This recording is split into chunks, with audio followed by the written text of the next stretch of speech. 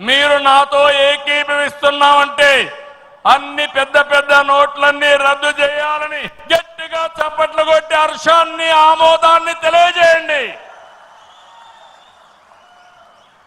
అప్పుడే ఈ దేశంలో పూర్తిగా అవినీతి పోతుంది.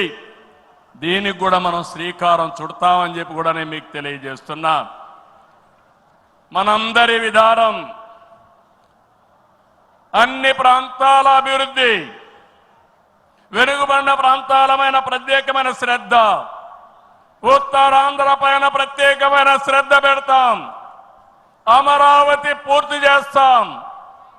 రాయలసీమ అభివృద్ధి మన బాధ్యత. సమగ్ర అభివృద్ధి మన విధానం. అయితే వెనుకబడిన ప్రాంతాల అభివృద్ధి పైన ఎక్కువ ప్రాధాన్యత పెడతాం. సాగునీరు ఇవ్వడం ద్వారా సీమలో స్థితిగతులు మార్చాలని మొదటి సంకల్పం చేసిన వ్యక్తి ఎన్టీఆర్. అభివృద్ధి దూరదృష్టితో కడప, కర్నూలు, అనంతపురం జిల్లాల్లో ఫ్యాక్షన్ అంతం చేశాం. తెలుగు గంగ, కేసీ కెనాల్, హంద్రీ నీవా, నగరి గాలేరు, ముచ్చుమర్రి ఈ ప్రాజెక్టులు పూర్తిగా చేపట్టింది, పూర్తి చేసిన పార్టీ తెలుగుదేశం పార్టీ. రాయలసీమ ముఖ చిత్రాన్ని మార్చిన పార్టీ తెలుగుదేశం పార్టీ. 30 ఏళ్ల క్రితమే ఇజ్రాయెల్ నుంచి డ్రిప్ ఇరిగేషన్ తీసుకొచ్చి 90% సబ్సిడీతో మైక్రో ఇరిగేషన్ ఇచ్చే పార్టీ తెలుగుదేశం పార్టీ అని చెప్పి నేను మీకు తెలియజేస్తున్నా.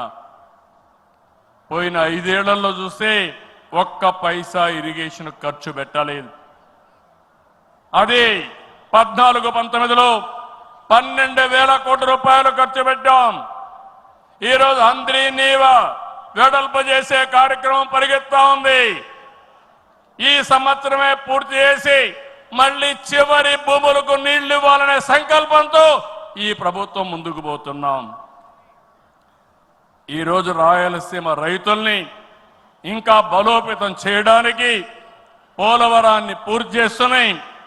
ఇంకొక పక్క పోలవరం బనకచెర్ల ప్రాజెక్టుకు నాంది పలకబోతున్నాం. కడప జిల్లా కొప్పర్తి, కర్నూలులో ఓర్వకల్లు ఈ 2 కూడా పారిశ్రామిక వాడలుగా తీర్చిదిద్దుతున్నాం. రాష్ట్రంలో 5 రతన్ టాటా ఇన్నోవేషన్ హబ్బులను ప్రారంభిస్తున్నాం. మెయిన్ వచ్చి అమరావతిలో ఉంటే విశాఖపట్నం, రాజమండ్రి, విజయవాడ, తిరుపతి, అనంతపూర్ కేంద్రాలుగా 5 జోన్లు 5 పెట్టి ప్రతి ఒక్క కుటుంబంలో ఒక ఆంట్రప్రెన్యూర్ ని ప్రమోట్ చేయాలనే సంకల్పంతో ఈ ప్రభుత్వం ముందుకు పోతా ఉంది. అన్ని ప్రాంతాల అభివృద్ధి కావాలి, అందరు వ్యక్తుల అభివృద్ధి కావాలి. వెనుకబడిన ప్రాంతాలపైన ప్రత్యేక శ్రద్ధ పెడతాం. బాగా బలహీనంగా ఉండే, ఆర్థికంగా ఇబ్బందుల్లో ఉండే వ్యక్తులపైన, కుటుంబాలపైన ప్రత్యేక శ్రద్ధ పెడతామని చెప్పి కూడా నేను మీకు తెలియజేస్తున్నా.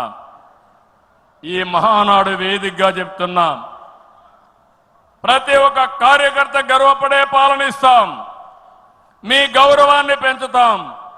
మీరిచ్చిన హామీలన్నీ నెరవేర్చే బాధ్యత ఒక పార్టీ అధ్యక్షుడిగా, ముఖ్యమంత్రిగా నేను తీసుకుంటానని చెప్పి కూడా నేను మీకు తెలియజేస్తున్నా. ఎన్నికల మేనిఫెస్టో, సూపర్ 6 కానీ ఇవన్నీ పూర్తి చేసి ప్రజల్లో నమ్మకాన్ని